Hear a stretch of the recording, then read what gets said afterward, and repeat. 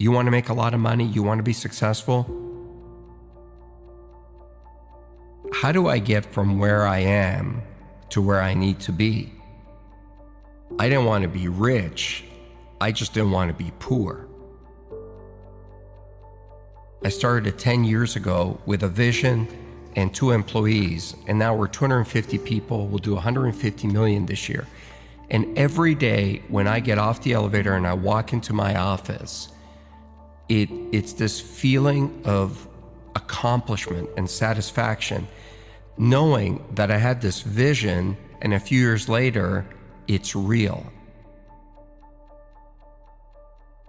You know, when I was younger, my parents didn't speak any English. And like many immigrants, since I was a little kid, I was 8 years old when we came to North America. And so I had to read the contracts.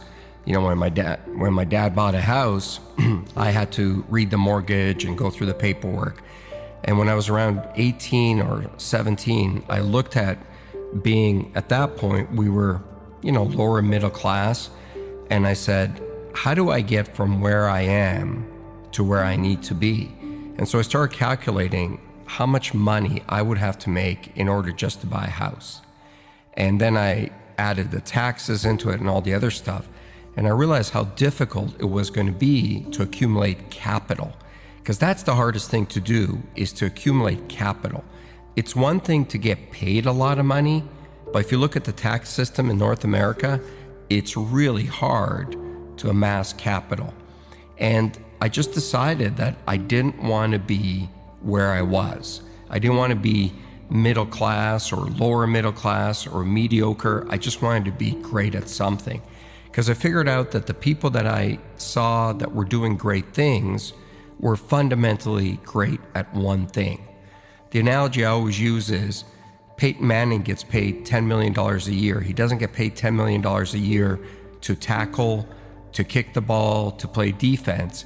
He gets paid $10 million a year to do one task and do it really, really well. Nobody buys from you. Nobody makes you wealthy because you're okay at something. The world does not reward mediocrity, nor does it reward average. It only rewards exceptional. So you got to find that one thing that you're good at, and you got to become great at it. Because if you focus what you're not good at and try to become good at it, you're going to run into somebody who is going to clean your clock at it. When you think about success and you think about business and you think about being an entrepreneur, everybody wants to talk about the good times. And I always say to people, it's easy to be an entrepreneur when the sun is shining. It's easy to run your own business when there's good cash flow and people love you and there aren't many problems. But have that same desire to do it when your biggest customer just left, or do it when you don't have enough cash to make payroll, or do it when you've got real problems at home and nobody cares. Being a great entrepreneur is the ability to stay focused and highly motivated when there's failure around you. It's not your ability to handle success that'll decide how successful you'll be. It's your ability to absorb failure. Not take failure, not get hit, but absorb it. I mean, absorb it with every fiber of your body. When there are those days where you feel like, I just cannot go on. Get up on those days, get in front of your team, and get them going in the same direction, and be highly motivated on those days. Because if you can do it on those days, you can do it any day. Being a successful entrepreneur is really lonely. I'm not saying that because I expect people to call me up and say, I'll be your friend and look for sympathy, but it's true. The more successful you are as an entrepreneur, the lonelier it is, because there's just less people that you can hang out with. And, the bigger you are, also the bigger the target on your back. And Someone's always out to get you. When you're starting out and things aren't going well, misery really does find company. It's easy to find a lot of people to have a beer with and hang out with. But that level of focus to keep going is really difficult. And so one of the things I try to do is I look for people that have been where I want to go. And I love to learn. I've looked for many people along the way. From Warren Avis, the guy who started Avis Rent-A-Car, I used to work for him indirectly. He owned a holding company that I worked for, and he was a great guy. To people you've never heard of, to even some of the other sharks. I've learned a lot from Mark Cuban. I've learned a lot from Daymond John. I've learned from a lot of people. The biggest lessons and my biggest mentor was always my dad, because that level of courage I had never seen in another human being. And when I was younger, I didn't really understand it. Once I got older, I understood the sacrifices that he had to make for me to be given the opportunity to be successful.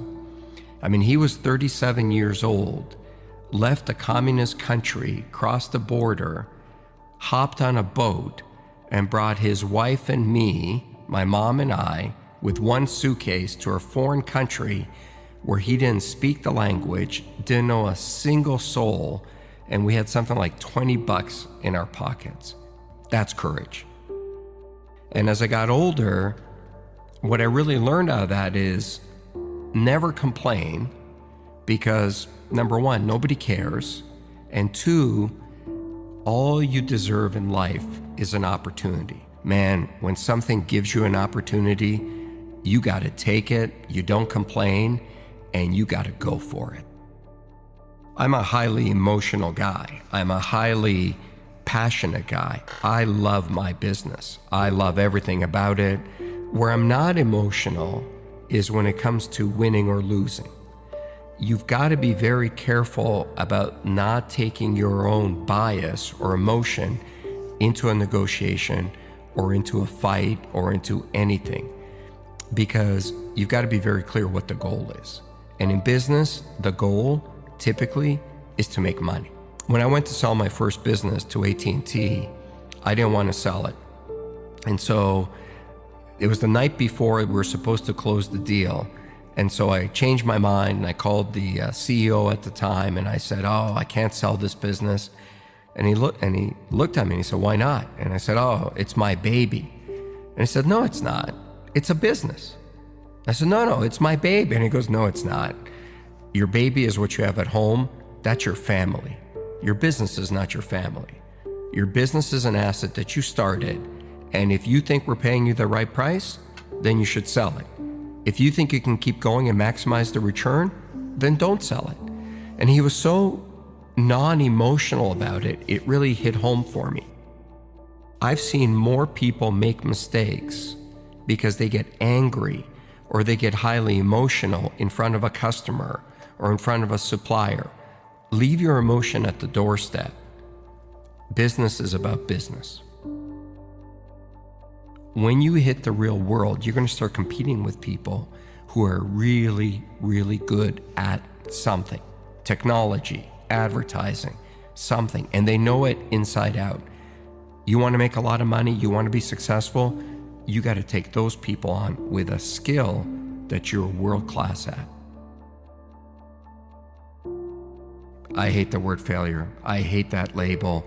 I wake up in a cold sweat in the middle of the night sometimes when I feel like I'm going to fail or I'm a failure. You know, I run every day and I run pretty far, and sometimes, just like everybody, I get jet lag and I get tired. And when I get to that point where I feel I cannot go on, this little inner voice inside me says, "What are you, a failure?" And then I don't care if my feet are going to fall off and blood is going to start dripping out of my veins. I will not stop. I hate that word. I do not want to be defined by that word.